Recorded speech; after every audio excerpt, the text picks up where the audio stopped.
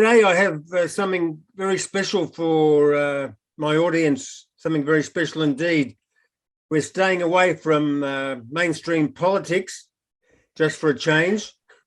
And I'm going to introduce somebody who is a doyenne of Israeli dance. And I'm speaking about Ruth Eshel. She's written a book called Dance Spreads Its Wings, which is about Israeli concert dance from 1920 to 2010. It's written in English, published by De Gruyter. Wendy Perron, the former editor-in-chief of the American Dance magazine, included the book among the notable dance books of 2021. And given the fact that Ruth spent 20 years writing this book, it very well deserves a place amongst the most notable books of the last century, one might say, especially when it comes to Israeli dance. So let's get started, Ruth. I welcome you to the show, and we'll let a little secret out very shortly that we actually do know each other well before today. But before we get into that, do you want to give us a snapshot, Ruth, of how you made your career in Israeli dance? What have been, you would say, your principal achievements? In the late 70s, I mounted my first dance recital that was considered at the time avant-garde and the beginning of what we call alternative dance.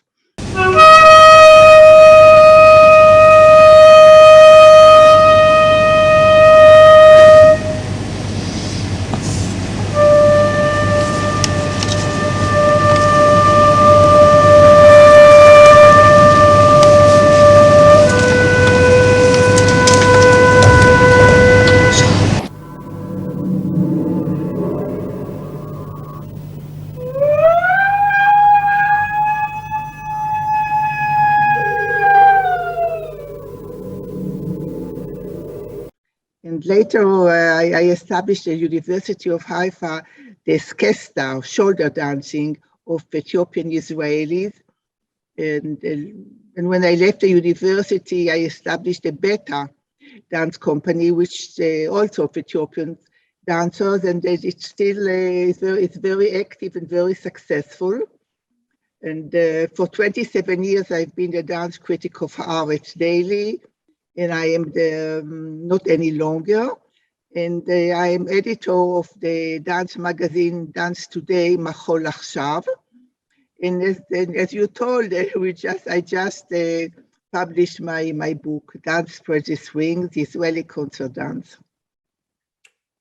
Yes, that's quite history in dance. And you acted as an intermediary for me when you helped me establish a contact with Dege Feder. Right. I made a video interview in conjunction with the anniversary of Operation Solomon. So that's right. How we reconnected, because I was going to say, and I'm going to say now, we have a small personal connection, having met briefly in Haifa in 1978. That's right.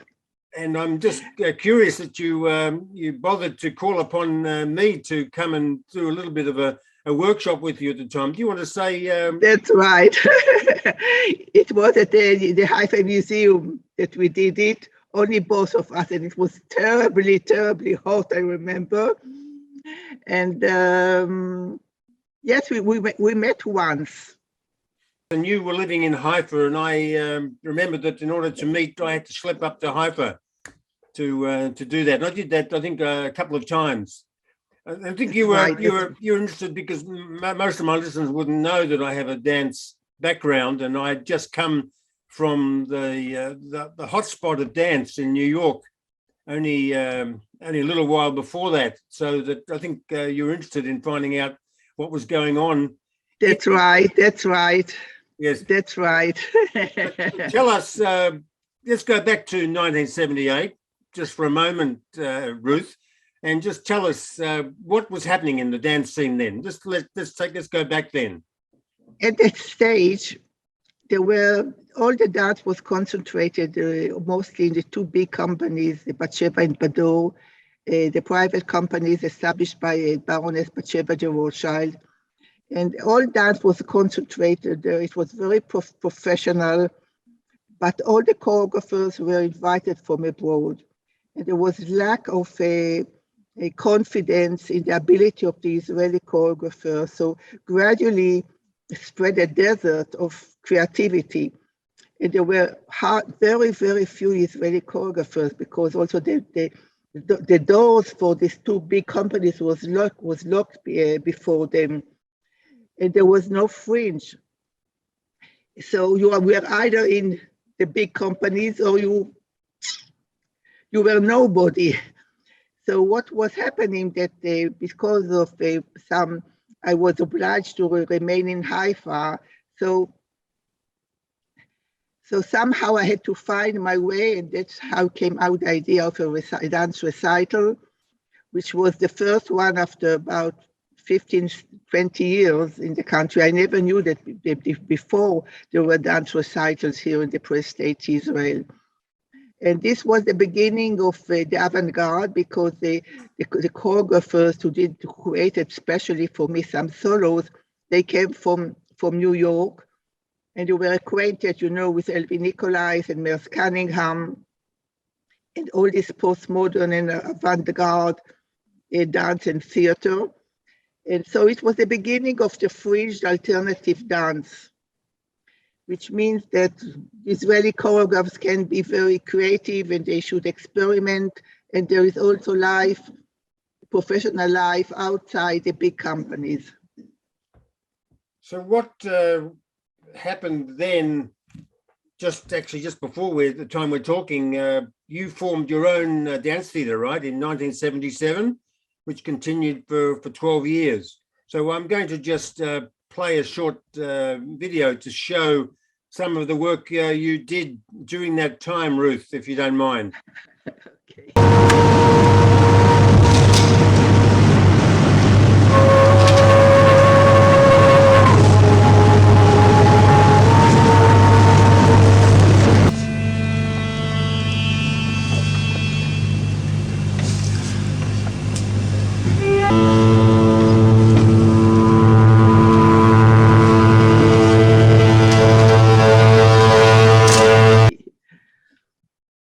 So, Ruth, we see that you've produced a book. Now, this was an enormous effort, as I was indicating. It's taken you many, many years to do this. Why did you decide to write a book covering the history of concert dance in Israel? What motivated you? I was doing my MA degree in Montreal, Canada. At that time, my husband was there for a sabbatical. And you have to choose a subject. So I was looking at the library there, and I saw that there was completely nothing about dance in Press State Israel.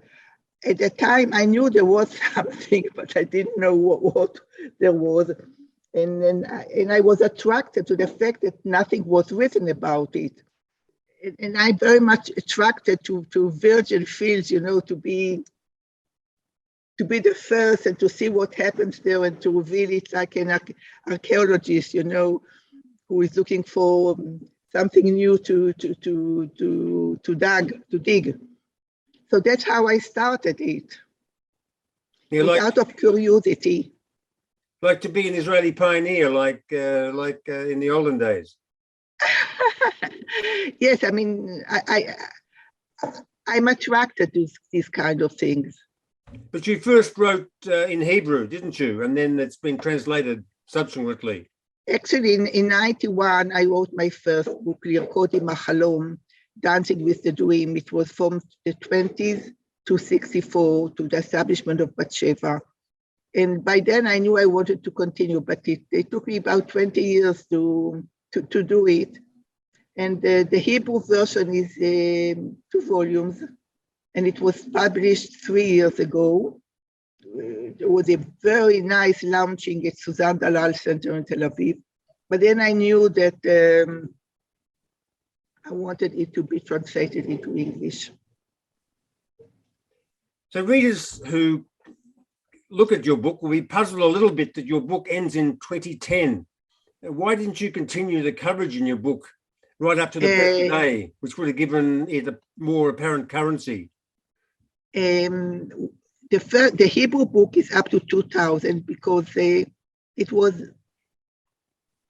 I wrote it for the Hebrew dance community, and they are very much acquainted with what happened today in Israel, but they know very little about the past, and they don't appreciate enough the past.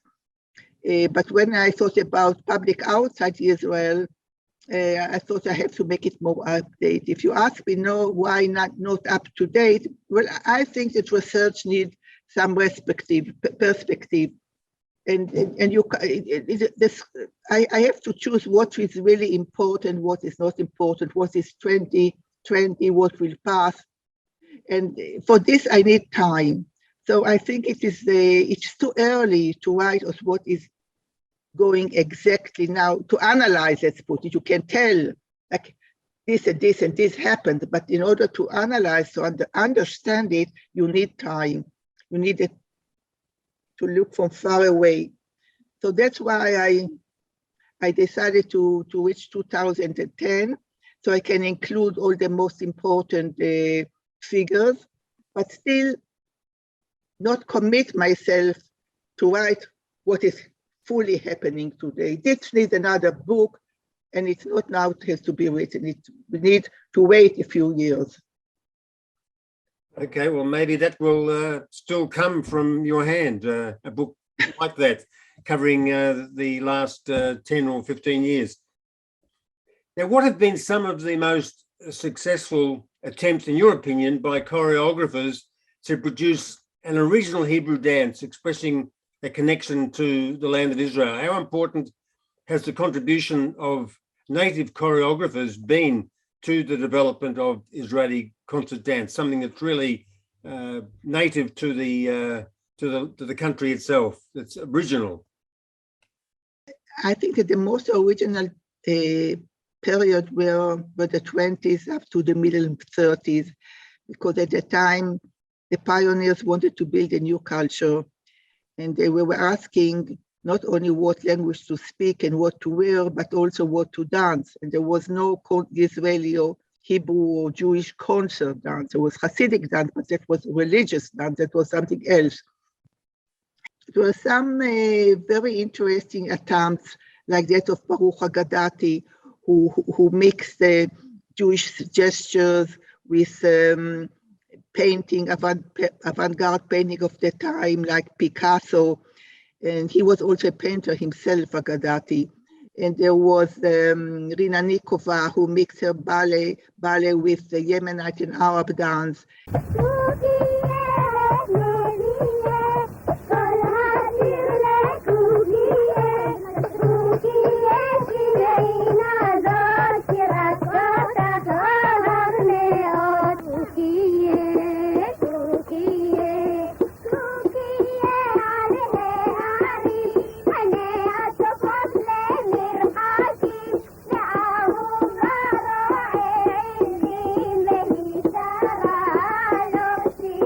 And there was a Yardena Cohen, who was the most interesting one, who studied with Mary Wigman, and she mixed expressionist European dance with Bedouin and Arab dance. And there was Daniel Levin, who established her talk and speak and movement theater, and which is really a dance theater.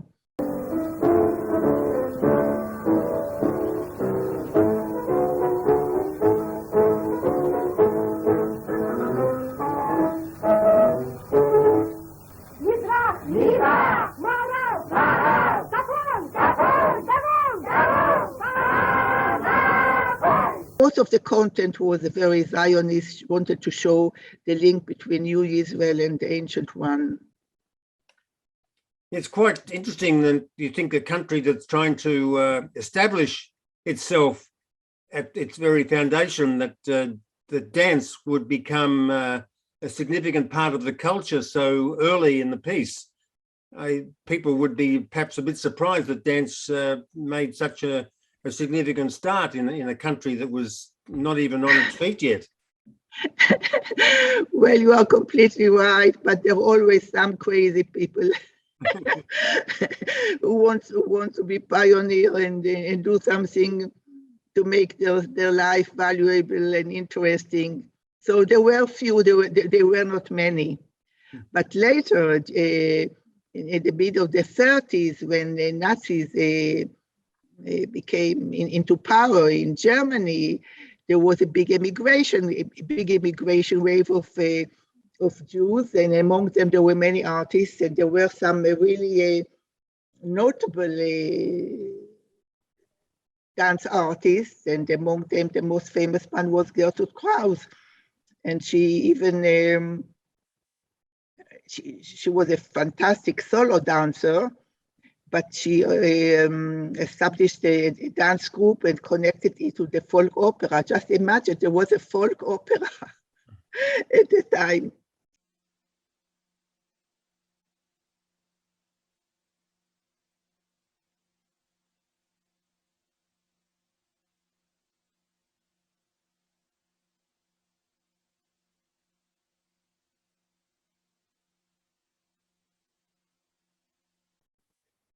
So we kind of see almost as a thankful byproduct to the Second World War that there was an influx, as you're saying, of Jews who had escaped war-torn Europe and decided to come to Israel because of what was growing there. So it was an opportunity following the war. It wasn't all desolation and devastation. There was something growing already.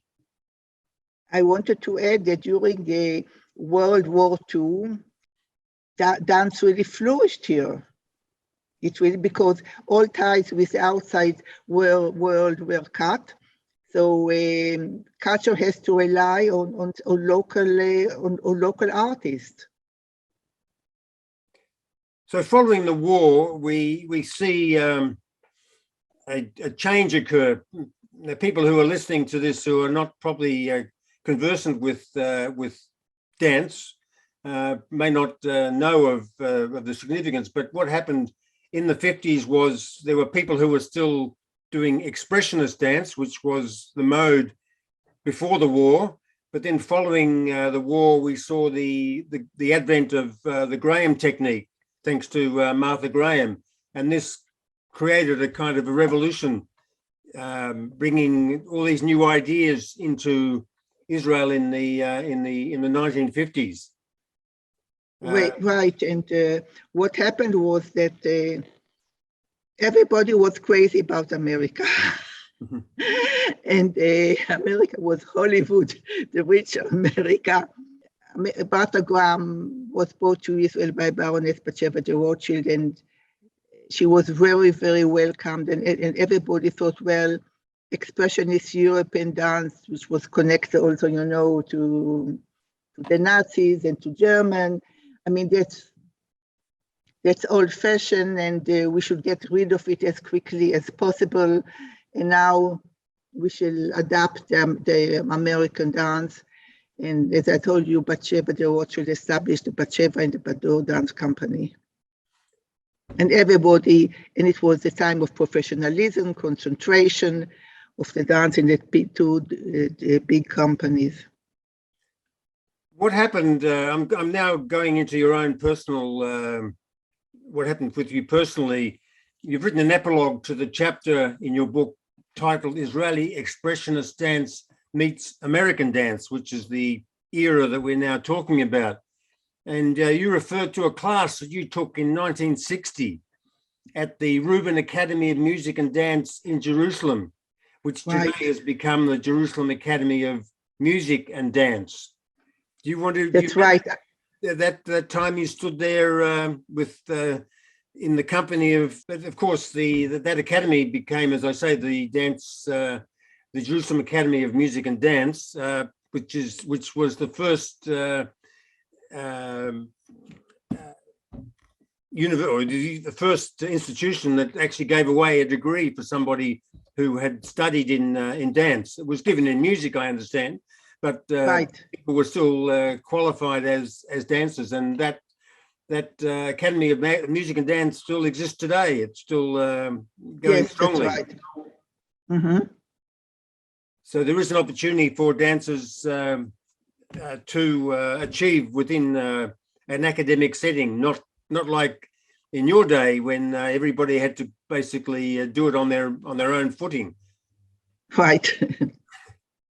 Yes. So I'll play a little example of some of the work from these students, just to show how students can produce dance, which is really very watchable, not just people who are considered to be professional artists. So let's go further now and look at the split up that you've brought about in your book. You've written about the development of Israeli dance in stages or sections that have defined the growth, the process of growth of Israeli dance in the Israeli context. So do you want to describe this, what the three stages are of this? Well, I will divide it, very roughly to 4 or 5 stages. The first one was, of course, the pre-stage Israel with expressionist dance. Was up from the 20s to middle 50s. And then we have from the beginning of the 60s up to middle of the 70s, we have the Graham or the big companies, Batsheva and Bador, and that everything is concentrated there. And so then at the end of the 70s, in that period, you're relying on foreign choreographers, yes? Yes. And then the third stage could be the breakthrough of alternative dance, where I started, and I was followed by Rina Schoenfeld. Is a very notable. She was at the time the principal dancer of Batsheva. And then there was another track that started of alternative theater, which was influenced by Pina Bausch. And the seminal figures were like Oshra El-Kayam, Ruth Eshel, Nava Zuckerman. So there were 2 parallel alternative tracks in dance and in theater, dance theater.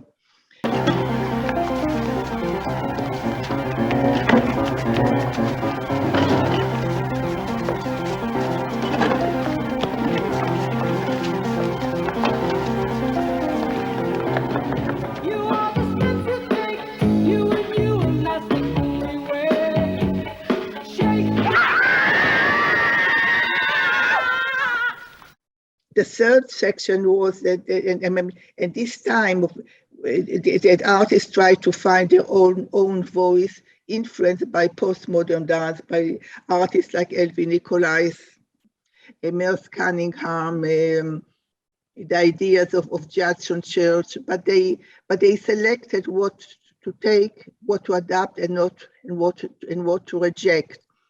And this was a long path, long path from the late 70s to the beginning of the 90s to try and to create new generations of Israeli choreographers. It was a very difficult and long way. But here the government did help, because it realized finally that what is important, not to have 2, 3, 4 big companies, but also to subsidize the diversity. So what happened to these big companies? We saw in the late 60s the evolution of Bat Dor, with basically the woman Baron von Rothschild who founded Batsheva, moved away from her baby and started another company. Jeanette Ordman. Yeah, with Jeanette Ordman, who was the principal who ran Bat Dor. Why did this schism develop? Why was there? Today, of course, we see Batsheva, but it's not exactly the same as the Batsheva that we saw back in the 60s and 70s. It's a different company today than it was back then. But perhaps take us to this time when there was this friction going on between Batsheva and Bat Dor. At the beginning, Batsheva was you can say a Graham company.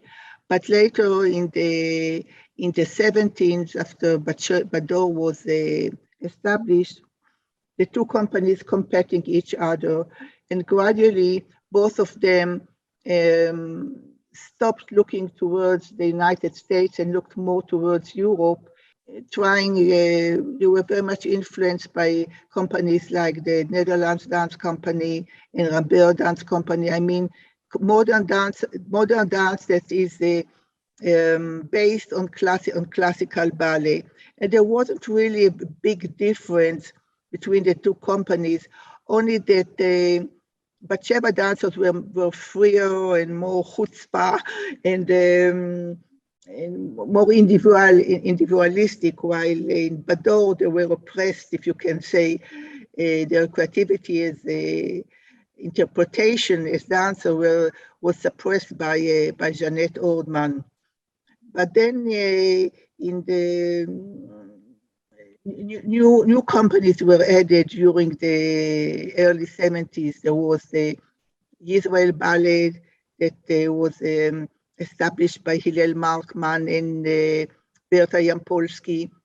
It included some of Balanchine works inside it. And later, Berta became the sole choreographer of the company, which was also problematic, but I'm not going to enter into this problem.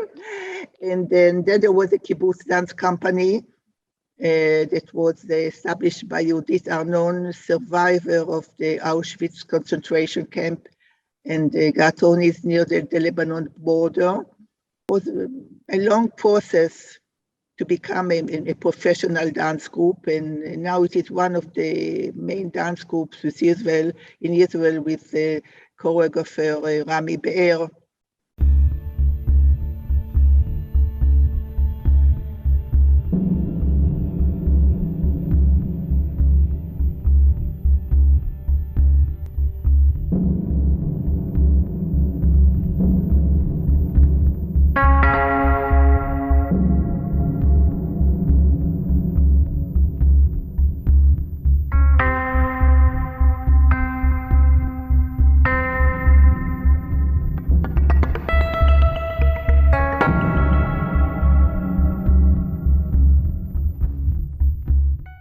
And there was also an interesting dance company called Mama.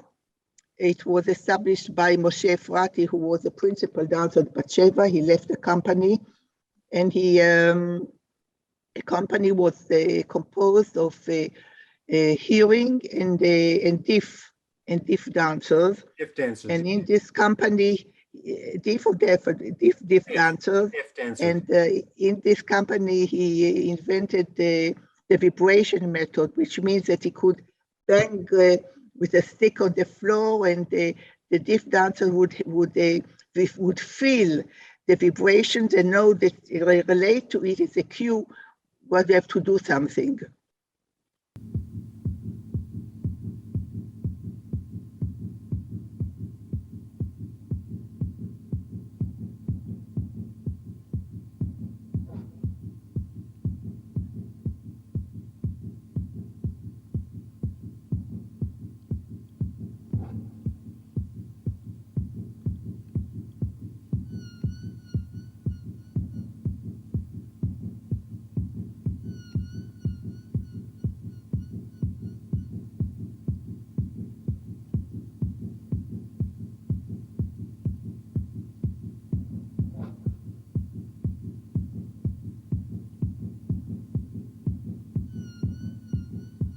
Extraordinary stuff.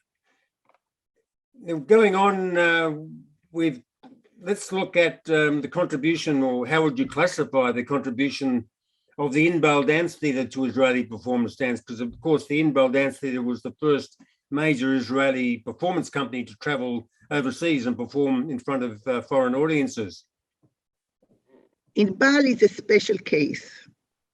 First of all, it was established in 1948 by Sarah Levitanai. She was born in Yemen and came to Israel, and both her parents died when she was a baby, and she was raised by Ashkenazis. That means Jews who came from Europe. So she was a Yemenite with an Ashkenazi culture. when she was about 40 years old, she decided that she wants to investigate her roots. And she established and she gathered together 7 Yemenite girls who danced very well the Yemenite folklore. This was in Bal. She was very lucky that Jerome Robbins saw her at the Dahlia Festival, and he decided that this is the interesting thing, the most original thing happening at the time in Israel, and he persuaded the American Israel Foundation to subsidize the group. So the Bal was the first subsidized group that worked professionally, and it had a huge success in both.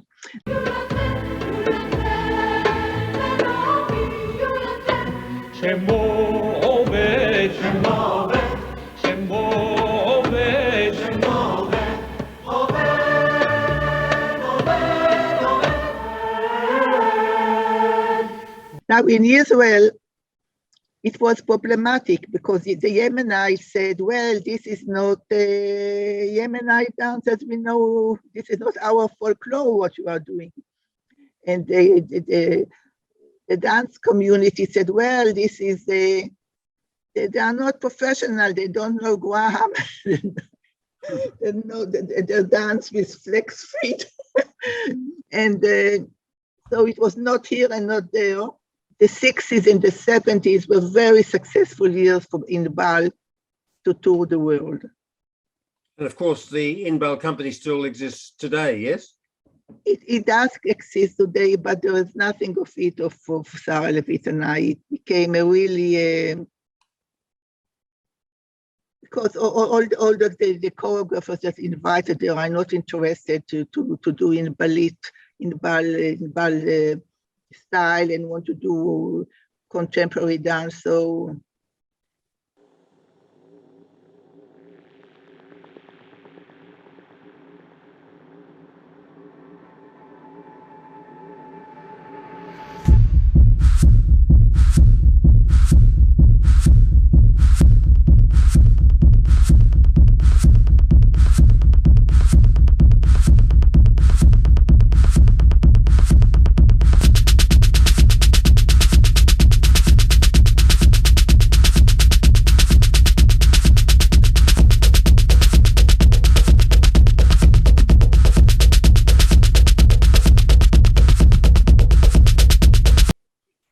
Bal lost its uniqueness.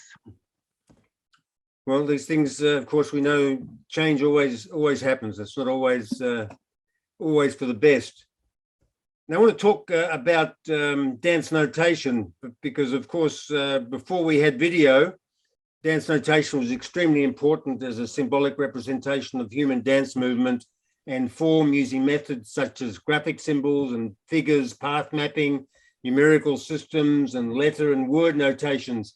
In particular, we saw the growth or development of the Eshkol-Wachman movement notation, which is a notation system for recording movement on paper or computer screen. And this system was created in Israel by a dance theorist, Noah Eshkol, and Avraham Wachman, who was a professor of architecture at the Technion. Do you want to explain to us a little about the Eshkol-Wachman movement notation? Noah Eshkol started as a dancer, and she was thinking about notation, but she thought that Laba notation, which was already known at the time, at the beginning of the 50s, was too narrative, too emotional, expressed too much feeling, strong and soft, and she wanted something much more abstract. So her notation is based on an abstract spherical model that represents all possible movements of each limb in 3 dimensions in space, and it is expressed in numerical terms. So I can move the finger like that, and I can move the shoulder like that in 30, 60 degrees, and each degree can have a number, so it can be very accurate, very accurate. Now, quite complicated to use this notation, but it is, as I told you, it's very, very accurate. Now, there are several groups that perform dances created from the notation. One is them, the Rikudei Cheder, dance rooms, the festival, which is the Rikudei Cheder. And the other one is the Rikud Neto, which means dance net, by Tirza Sapir.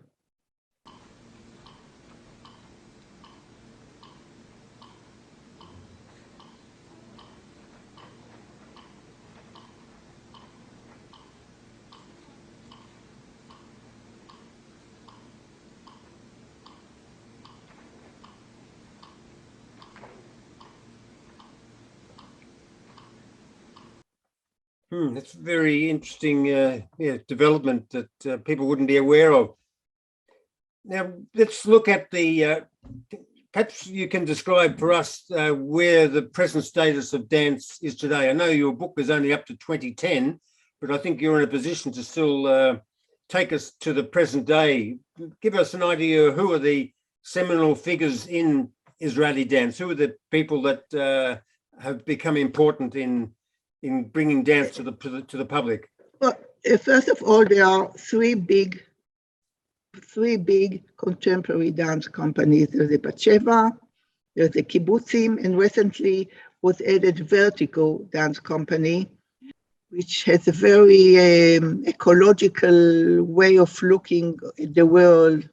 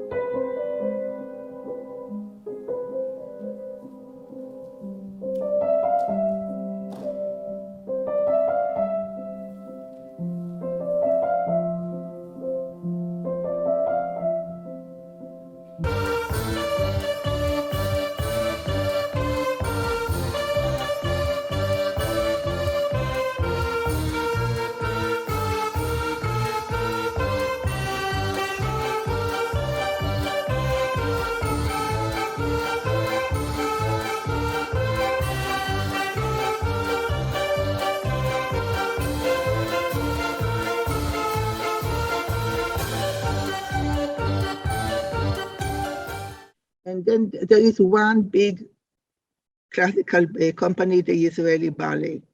There are 80 members in the Israeli Choreographers Association, which is a lot for about 9 million, for a country of about 9 million people.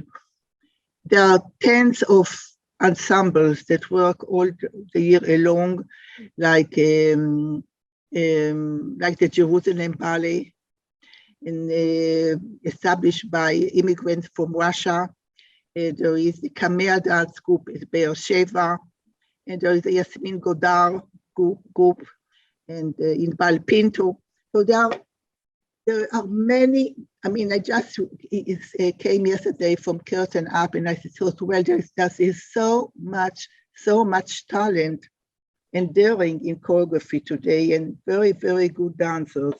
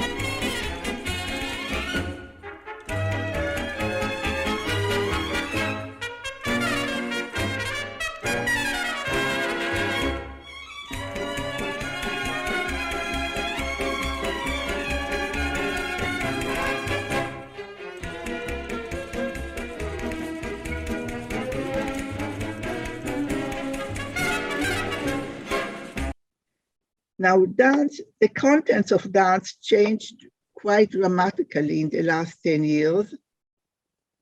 And it is no more dealing with love and drama between he and her, but on personal stories of homosexuality, care for the other, and who are we. And there are many political dances quite extreme, with quite extreme left ideas, and going on, and because dancers felt that they have some responsibility to society. Then there are some, on the other hand, there are some fantastic dances of escapism, of like Walt Disney, you know, running to another place, wanting to forget all the problems that are around. And there are many new trend of dance, of religious dance, I would say, of religious contemporary dance in taking place in Jerusalem. So there's a lot of diversity of content. Also, there are many choreographers who are now interested in the roots, especially choreographers who come from families whose parents came from Arab or Islamic countries, and they go back to the roots, like Orly Portal, who was a dancer at Batsheva, now is doing her own belly dancing, which is fantastic. It's quite different from the usual belly dancing.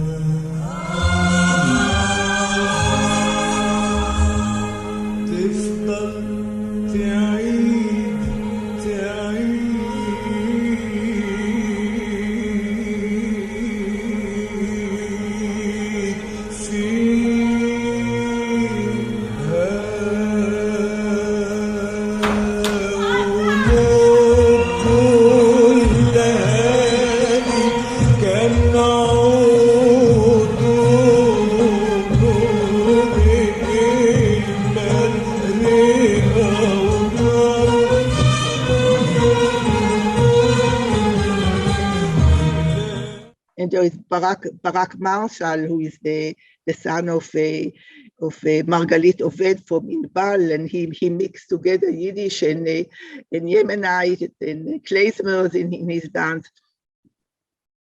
So there are a lot of interesting mixtures going on.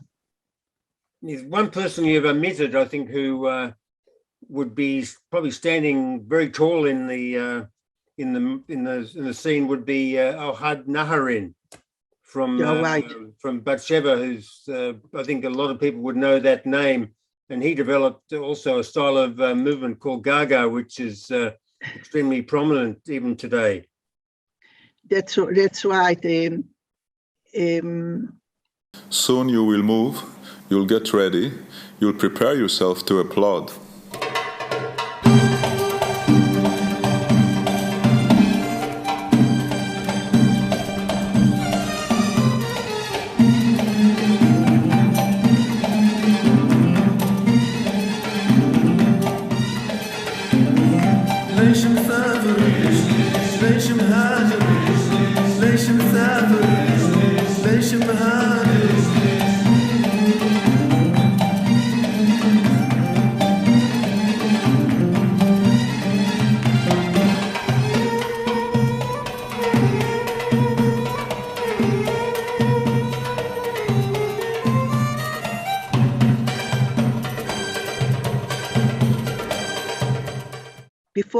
Before Ohad became a director of Batsheva, I think it was in 1990, Batsheva was, as I told you before, it was like Bado.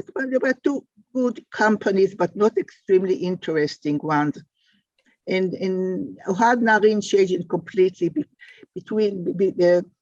the past it was a repertory dance company, now it is completely linked with his name and his gaga, that created a new way of moving, in a new language of movement. He doesn't like to call it himself as an inventor of a movement language, so he said it's just gaga. Well, as the two of us know, it's much more than that. We know it's much more than that. Yeah, we know. The many years that I'm dancing, and especially working with other people as a choreographer, a lot of it is to do with delicacy, with small gestures, and still being able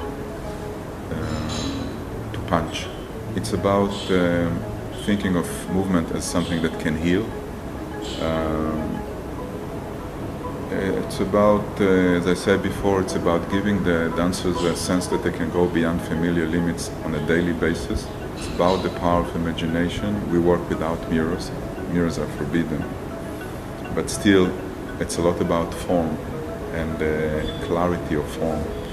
It doesn't come from looking at yourself, but really sensing where you are in space and the distance of your body parts from each other and from your colleagues and from the universe.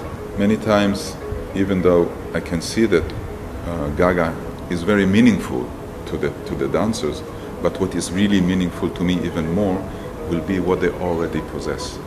Gaga is not just about making you a better athlete or lift your legs higher or jump higher. It's not about that. It's about a range, and it's about listening to something that is beyond the athletic side of a dancer. It is also that, but something about the soul, about the connection between your demons, fantasy, passion, and actually longevity, that you actually learn to do more with less, that you can grow old and you can still produce magnificent moments. Now, there have been a number of different styles of dance that have been manifest in Israeli society. For example, we can speak of ethnic dance. We've spoken about Inbal. We can talk about ballet. We can talk about modern dance. What has been the receptivity to these different forms of dance by audiences over time? From the beginning, modern dance was accepted and embraced, because then the classical ballet was rejected. It didn't fit the ideology of the pioneers wanting to create a social and a just society. And the ballet was associated with stage, with social differences. Dance was very popular. This dance, exposition dance, was very popular, and the audience understood it. As to the American dance, it was embraced, but it wasn't really very much understood. It was hard to understand Graham dance with her Greek philosophies. But the audience appreciated the professionalism of the companies and the famous names who came from abroad. The alternative dance, it took time, but today, to be appreciated by the audience. But today there is a balance between alternative movement, dance, and the big companies, and both are appreciated and received by the public, by the audience, in the same way. I mean, I don't think that there is less audience for Inbal Pinto than for the Kibbutz Dance Company. Okay. And so, I mean, both are very much appreciated. And sometimes I would say the more interesting things happen in the fringe. Well, Ohad Narin is something special. He is really a genius in his field. Yes. And there's a lot of Spanish dance of flamenco, which was brought by Silvia Doran, an immigrant, Jewish immigrant who came to Israel. There is a lot of buto, and they are quite in the last decade. There are quite several the Arab Israeli or Palestinian Israelis, not only dancers but choreographers. In the 80s, there were a few Palestinian dancers who danced with the Inbal Dance Company, the Kibbutz Dance Company. And now there are also several dance creators, like Adi Butrus, Rabbi Amurkus, Sahar Demoni, Shaden Abul Asal. What is interesting is that they are all Christians, because I think that the Christians are more open to dance than the Muslims. But then it's also interesting that they agree and even want today to be part of the Israel dance scene, because for many years they boycotted it. They were regarded as traitors if they would go and join a Israeli dance company. But I think that's at least, but they do really want to be part, I think, of the Israeli society without losing their national identity. So you can see them in all the big dance festivals in Israel. Yeah, the dominant dance form they've introduced into Israeli dance is the debka, the form of. Well, the debka is a folklore, an Arabic folklore dance, and each section of the Arab world has its own interpretation of the debka. The debka was very popular between 48 and even today. It's popular because it reflects their nationality. But if before there was only the debka, now there are, as I told you, there are several Arab Palestinians artists of their own, and they are quite respected.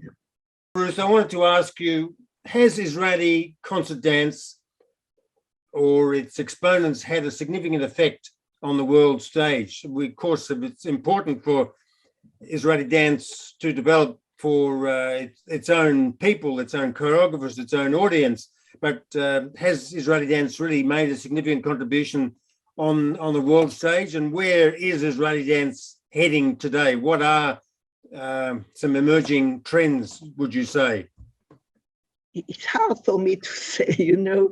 I don't want to give you an easy question. I know that Gaga in Batsheva is very, very popular, and Sharon Eyal, who was the muse of Ohad Narin, has her own dance company now, and she's fantastic, by the way. Her name is Sharon Eyal, and she's also very successful in the world.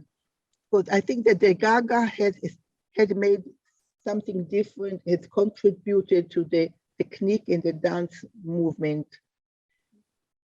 As to the rest, it's hard to say. I know the dance in Israel is very popular, and every year there is what we have in international exposure, Suzanne Dalan centers, and tens of buyers from all over the world come, and they take, and happily that they invite those companies, because Israel can't have so much activity of dance, and they must be invited abroad to perform.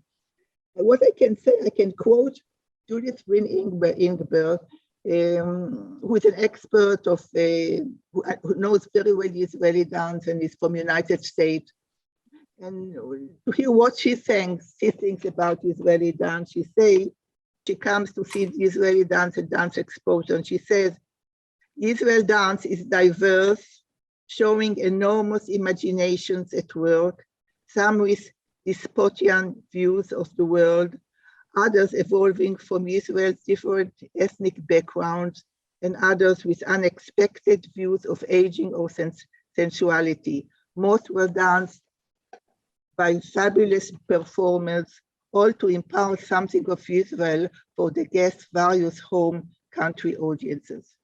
But I think it's easier for her to see from abroad than for me who's inside it. And as to your question, where it is heading, it's hard to tell.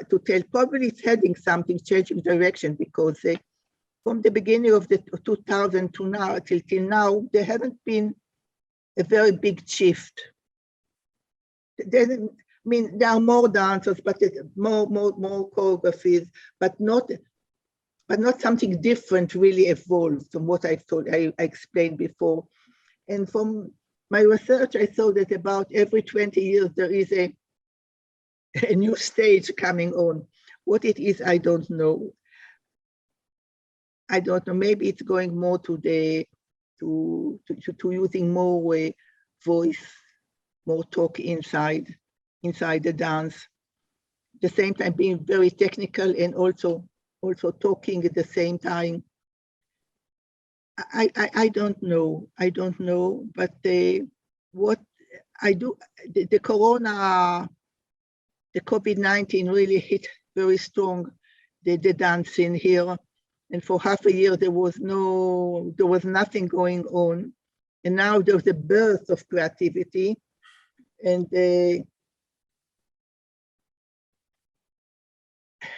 this year in international exposure, the buyers didn't come from abroad, but they were invited to see the works by Zoom. So I don't know how many will be invited abroad. And I don't know how much money the government will be able to subsidize dance. By the way, that dance is the least expensive, get the least expensive, subsidized from all the other arts. So I don't know, and the future is quite worrying, I would say. There's no end to the conflict with the Israeli-Arabic Palestinian conflict. Now there's the Iran thing, and I don't know. Well, that's at least, you're kind of talking there about a shadow over us. But at least, there's a lot of dance, and a lot of talent. So as I told you, that's one of the reasons I didn't write the book up to 2020, because we have to wait. You have to wait, to see how the sprouts grow from the ground and what they develop into. I can understand. That's right. It's been really extraordinary having this conversation with you. I hope that our audience that we've had that came along with us on this journey today can appreciate it, because we have gone into a subject which is not really a common language for a lot of people. I think dance is still seen to be a bit of a Cinderella of the performing arts. It's not like classical music or classical ballet, or it's not really mainstream. Even though it might be popular, it's still not been adopted within the mindset, I think, of the general population. At least in Australia, that's the case. Can I add something? Go ahead, yes. I wanted to say that when we are going to concerts, classical music concerts, and all the heads are, when we see, they're white, with white hair. Everything is white hair. Also in theater, most are, you see, white hair. When you go to dance performance, it's all young, dark and young people. So you can feel it is an art that is living and it's breathing. It's full of energy. So at least in Israel. That sounds great. Really sounds great. Thank you very much, Ruth, for talking to us today. Been a really fascinating to hear what you've done in dance yourself, and what you have been able to inform us about what has occurred within the field of dance over 90 years. Extraordinary effort of yours. I congratulate you, Ruth, on what you've done. Thank you.